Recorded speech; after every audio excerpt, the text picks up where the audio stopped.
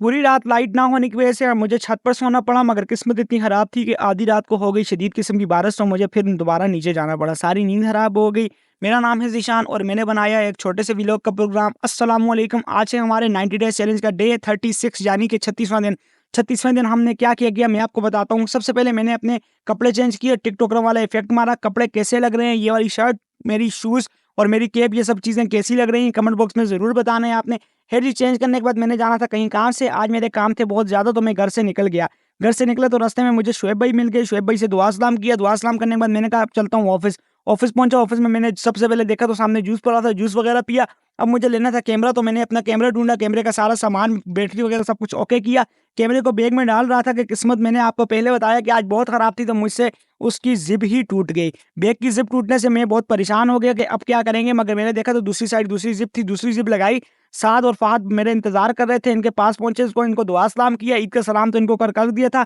साद ने कहा मेरे कपड़े आज बिल्कुल अच्छे नहीं हैं। मैंने कहा कुछ नहीं, सब चलता है।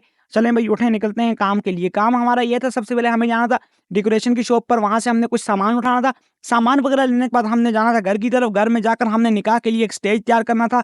मैंने उनको कहा जल्दी भाई करें भाई, ये सामान वगैरह उठाएँ और निकलते हैं भाई घर की तरफ।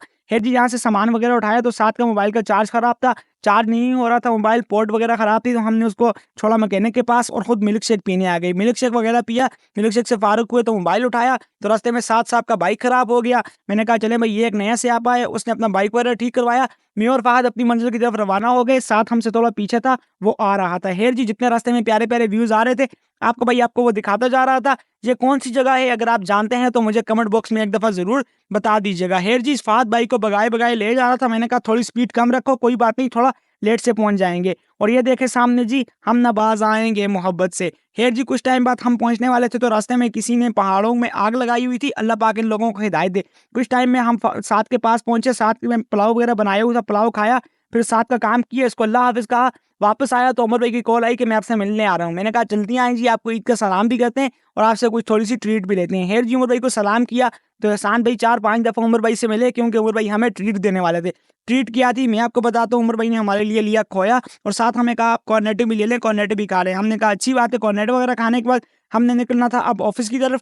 तो रास्ते में हमने आम भी उठा लिए। ऑफ़िस जाकर बैठे आराम सुकून से, हमने आम वगैरह काटे।